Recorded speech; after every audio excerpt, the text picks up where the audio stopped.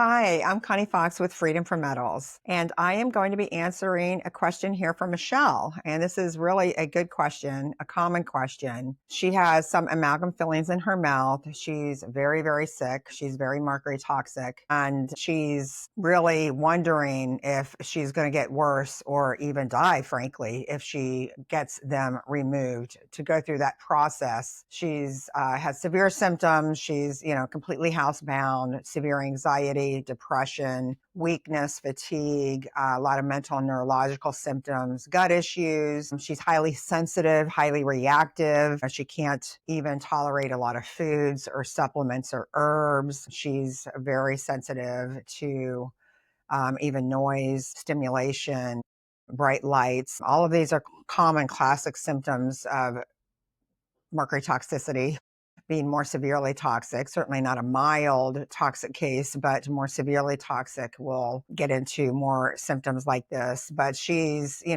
pretty much mostly bedridden and completely housebound. And she knows that she needs to get her amalgam fillings removed. I'm not going to talk about this too much in detail because it's really not allowed to be talked about too much. So I'm not going to get into too much detail with it as I would actually like, but it's a good question. It's just to go through the process of getting them removed and replaced with white material, a composite material, is going through that process, getting the Novocaine shots and going through the risk of being exposed to more mercury during the removal process. She's terrified, as was I when I was severely ill. I had 7, 8 amalgam fillings in my teeth. And I remember I was in absolute fear and panic about getting exposed to more, because I just felt if I gave my body anything more to deal with, more mercury, with the removal process, during the amalgams and the mercury dust that we inhale, and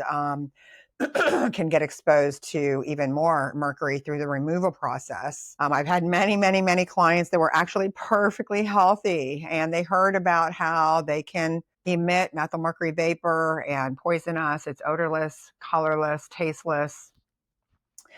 More than half the dentists out there still say they're completely safe because that's what they're taught in dental school, that it's a stable metal that does not off gas. There's been proven, just go on my website, just the first video, look at it. There's stuff, it's decades old information that's been scientifically proven, demonstrated, where you can just see with an ultraviolet light camera of a tooth that's extracted from a human being with an amalgam filling in it, which contains over 50% mercury and a few other metals. And it constantly off gases methyl mercury vapor, which is extremely poisonous and slowly poisons one. And the removal process can be sometimes, very dangerous if that dentist has not been properly trained for the safe removal of amalgam fillings. Of course, it's a simple procedure to replace a filling for any dentist. Any dentist can do that, of course. But if they don't have that special training for how to protect the patient and themselves, meaning the dental hygienist or assistant, the dentist or oral surgeon, of course, the patient, then the patient can actually get exposed to a lot during the removal process, inhaling, especially while that amalgam filling's getting drilled, and like inhaling, the mercury dust, so to speak. And, I've had many, many clients that were perfectly healthy. They heard about the risks of having amalgam fillings, how they slowly poison one, and they wanted to get them out and replaced. Great idea. Definitely a great idea, but they just went to the regular dentist that didn't have that special training, that didn't use these special air filters, and that are very expensive. It's very expensive equipment. It's typically you want to go to a smart trained, SMART, a smart trained dentist that has had that specialized training. That was actually founded by Dr. Boyd Haley, a dentist. It was a huge advocate against amalgam fillings. He did amazing, wonderful work to help move things in the right direction in that regards to increasing public knowledge about the risks of amalgam fillings and how they do emit methyl mercury vapor and slowly poison people, and all of the unbelievable health hazards and health issues that can occur as a result of being slowly mercury poisoned, including myself. Another good organization that certifies dentists and gives this specialized training is IAOM as in Mary, T as in Tom, IAOMT. I'll actually just put their links below in the description box. These two websites, you can go on there and find one that has had the proper training in your local area, if you don't know of one already. So they use very specialized equipment, like 3 different air filters, like right above your mouth, above, foot above your face. They're dressed in kind of like hazmat suits, probably 3 layers of gloves. Don't quote me on that, but I think the mercury can go through 2 or 3 layers of gloves. So they learn how to protect themselves and the patient. And oftentimes a dentist can actually even drill around an amalgam filling and just kind of pop out the amalgam filling in one piece and not even have to drill the amalgam filling. That's not always a possibility, but they really know how to protect the patient and themselves.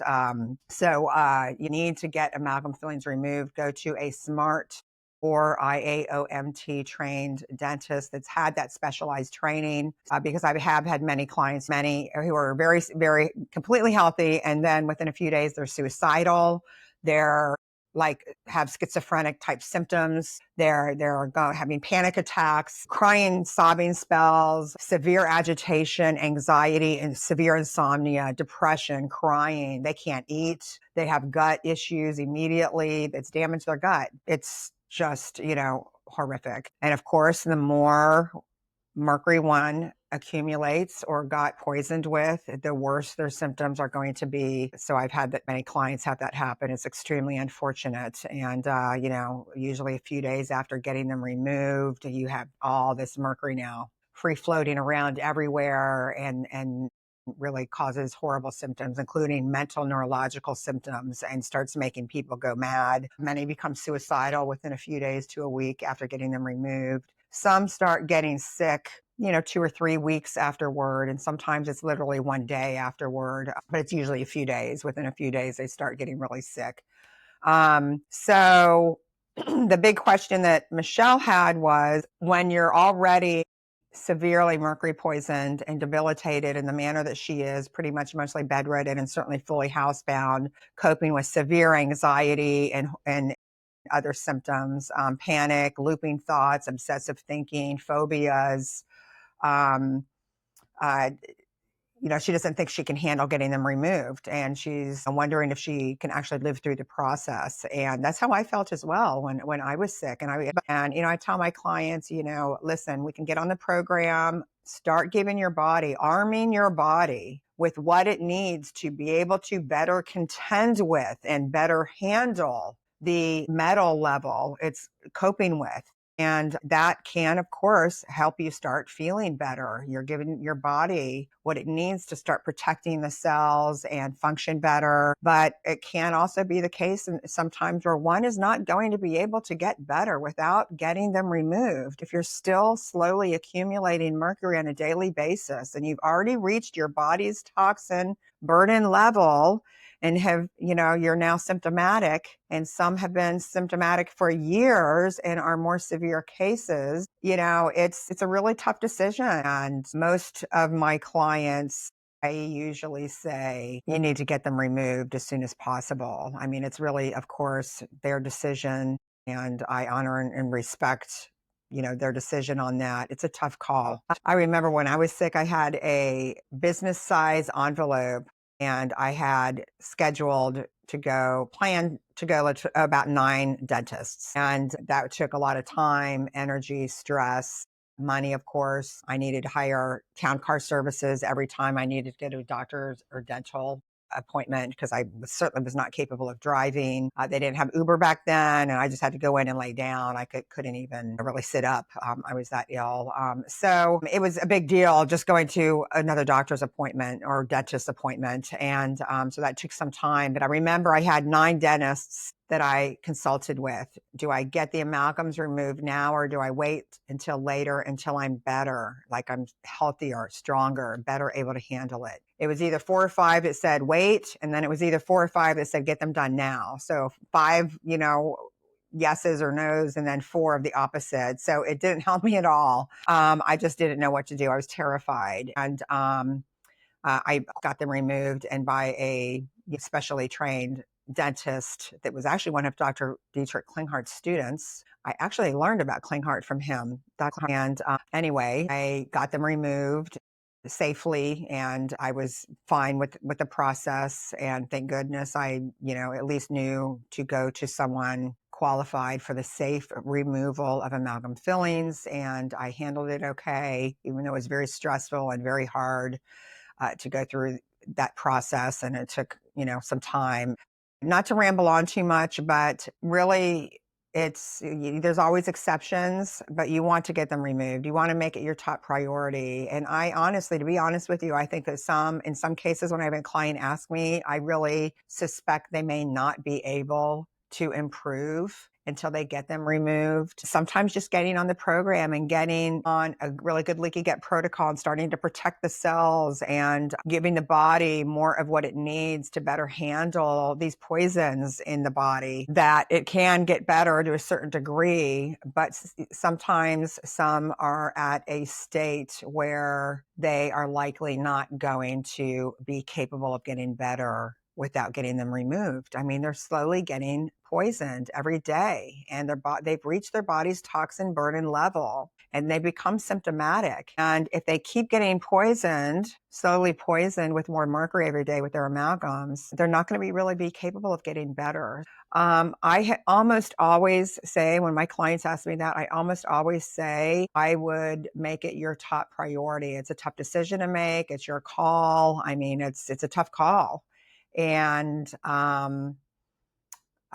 you'll get different opinions from different doctors, dentists. I mean, you'll just get different opinions. But I asked this of Dr. Klinghart when I was his patient later on, and he said there's always exceptions, but like almost always, that's like the first top priority. We have to stop poisoning ourselves with mercury if we're severely mercury poisoned. How are we going to get better if we keep poisoning ourselves with eating seafood or having amalgams in our teeth that emit, mercury vapor, poisonous mercury vapor? So if you want to look at the video on my website, just one video of hundreds and hundreds and hundreds of sources of credible information from medical researchers, doctors, universities, scientific studies, that you can clearly see it off gases. It's not like titanium and implants that don't off gas, that metal, or the metal that's in, let's just say, braces. That's a stable metal that does not off gas. Amalgam fillings is not a stable metal. It's been proven. It's old news.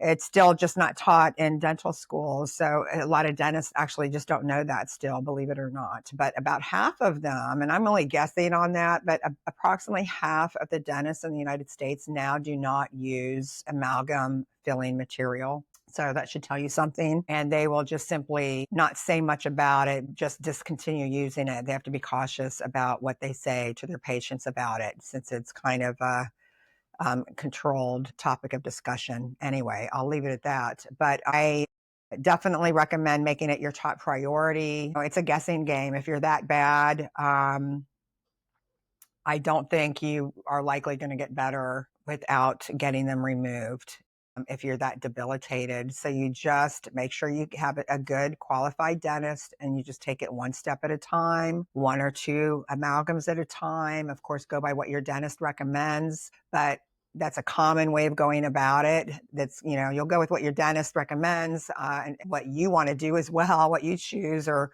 prefer to do also. So you talk about that with your dentist, but usually you'll get, 2 removed at a time, and maybe wait then 2 weeks and then get another 2 removed, and kind of do it like that. Some will do it in quadrants, like they'll do all the amalgams in one quadrant here, and then the next one, and then the next one on the top right side, and then the next one in the bottom right side, and they'll, go in quadrants. So of course, you'll, discuss this with your dentist, but please feel that you're in good hands if you're going to a SMART or IAOMT trained dentist. They know how to protect you from being exposed to mercury during the removal process. So I handled it well. Just going through the experience is stressful, especially when you're really suffering with symptoms and anxiety. Just laying there, you're like in horror, and like, am I going to have a bad reaction to the Novocaine? Even though I never did ever in my whole life, but we're so sensitive and reactive. Our body can.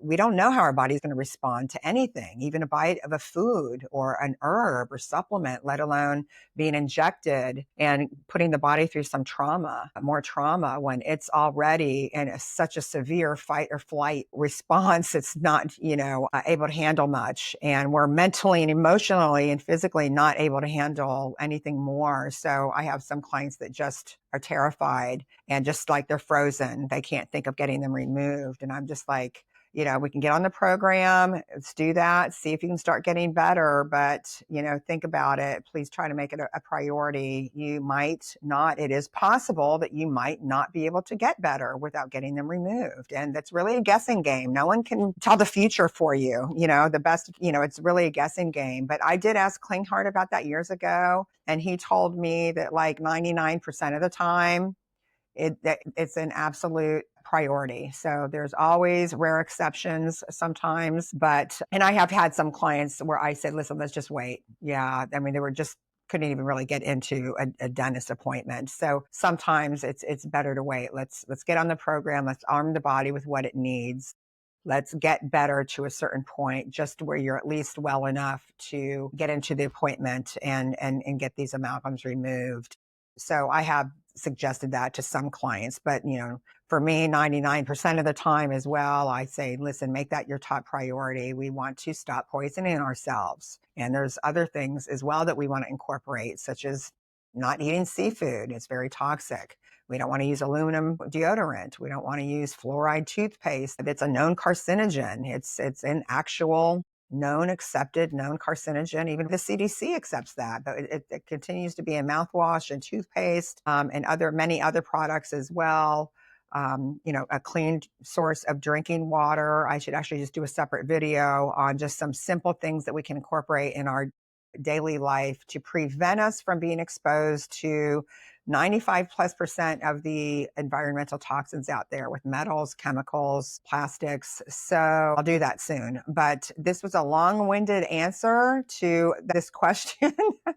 But it's a tough call, and it's a decision that you have to make. And just make sure you go to a specially trained dentist. That's the most important thing. And if there's any way you feel you can do it, just please do it. You want to make that a priority to get those out of your mouth so you're not continuing to slowly poison yourself. So it's still not a real definitive answer for you because it's a judgment call, and it's what you decide to do. And you'll get different opinions from different dentists. But I can tell you, Dr. Klinghardt told me almost all the time, that's got to be a first priority. So I will leave it at that. And thank you for the question, Michelle. All right.